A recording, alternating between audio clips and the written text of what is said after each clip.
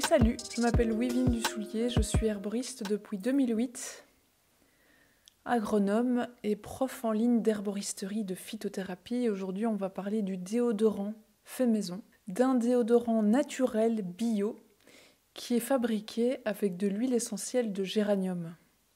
C'est très simple, et tu verras. Comment on va faire ce déo? Pourquoi? Et puis, pourquoi pas? Et donc, son prix aussi, pour savoir te donner une idée de ta petite préparation. Au niveau des déos conventionnels, eh bien, il faut savoir qu'ils contiennent des ingrédients douteux. Donc là, en fait, quand tu le fais toi-même, déjà, t'enlèves la probabilité d'ingérer par ta peau, entre autres, du triclosan dénoncé par Madame Hoffmann et de l'or de Munich, qui entraînerait des modifications génétiques et qui attaquerait la flore naturelle de la peau. On a même vu que des tests sur les animaux montraient des affections du foie et des reins. Donc bah ouais, c'est quand même chouette de se passer de tout ça et tu verras à la fin de la vidéo. Je te dirigerai vers les ingrédients à éviter aussi pour les enfants. Ça va aussi éviter d'ajouter de l'alcool. En fait, c'est un déo sans alcool et du coup, ça pique pas. Tu peux le mettre après l'épilation, après le rasage, des aisselles.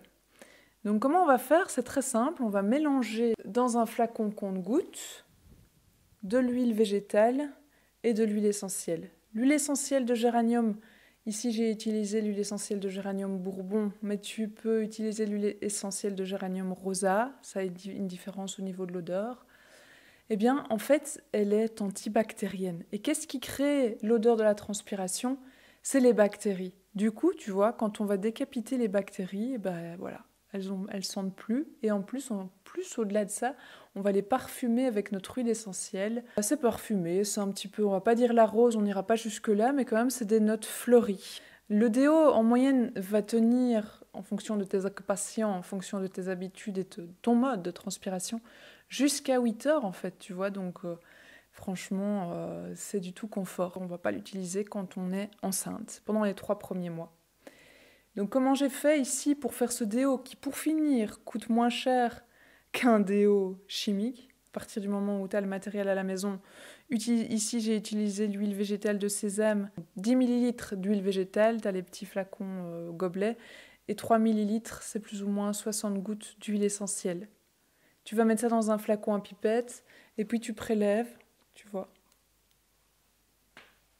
Tu vas mettre, voilà, 1 goutte, 2 gouttes, 3 gouttes. Tu frottes tes 2 mains et tu appliques.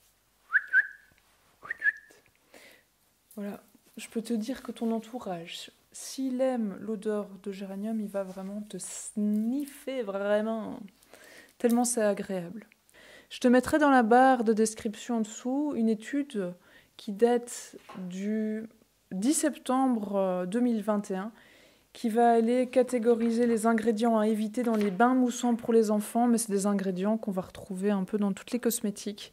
Moi, je trouve que si ça, c'est pas conseillé pour les enfants, c'est pas conseillé pour les grands. Si tu veux aller plus loin avec moi, plonger dans les potions, tu peux t'inscrire sur le blog de la Belle Wivine. Il te suffit pour ça de mettre ta petite adresse mail sur le copain et puis tu recevras mes lettres secrètes pour être un droïde du 21e siècle, un droïde qui sait s'adapter.